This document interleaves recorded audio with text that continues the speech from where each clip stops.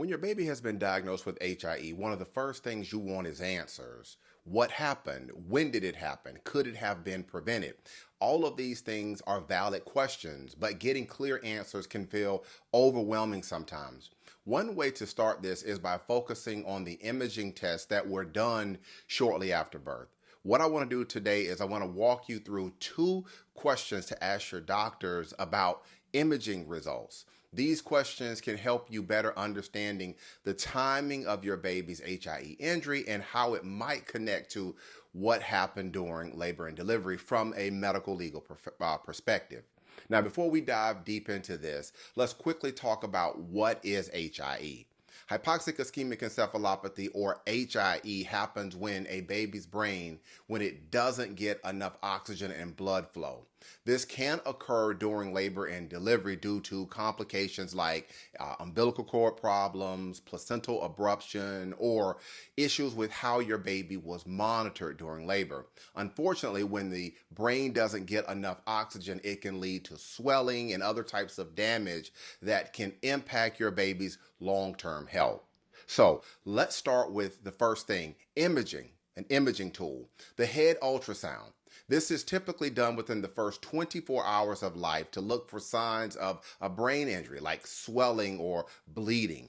If swelling shows up on the ultrasound, the defense lawyers might argue that the injury had to have happened before labor, especially if you weren't at the hospital for more than 24 hours before delivery.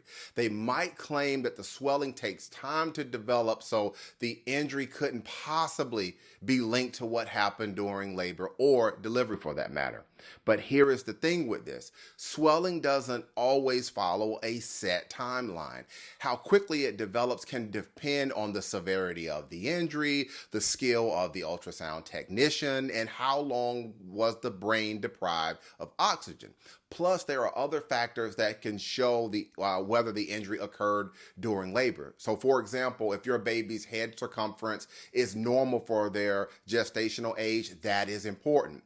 Chronic injuries earlier in pregnancy often result in smaller head sizes. Similarly, if your baby's birth weight is normal for a term baby, that might indicate that there was healthy development in the womb, which doesn't line up with that the conditions must have happened weeks before.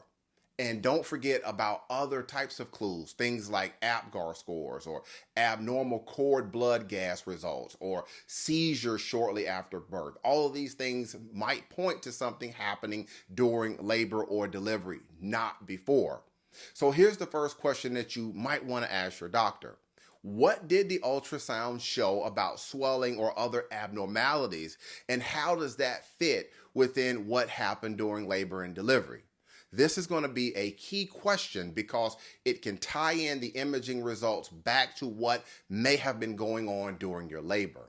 The second imaging test to focus on is the MRI. If your baby underwent hypothermia cooling, which is often done to minimize brain damage after an HIE brain injury, an MRI is usually done a few days later. It provides a much clearer picture of the area or areas of the brain that may have been affected and the extent of that type of injury. This is where you can ask your doctor, what does the MRI show about the areas of the brain that have been affected, and how might this correlate to what happened during labor and delivery? By asking these types of questions, you're taking a step forward in trying to understand not only what happened, but also when it might have happened. These imaging results can provide crucial information, especially if you suspect that something did go wrong during your labor. Also, as a side, if the injury did not happen during labor or delivery, genetics or other types of developmental issues, they may be the underlying cause of the HIE injury. Now, I know all of this can be heavy, but what I want you to understand is that asking these types of questions can help you get started if you have questions. Again, I'm Marcus Boston, and if you have any other questions about your baby's HIE brain injury at birth from a medical legal standpoint, don't hesitate to reach out and contact me. You can find out more information about me if you just click on my profile, take a look at my information there, or you just wait and watch the picture that follows the end of this video. All right, that's going to be it for today's quick educational video. Have a great day, everybody.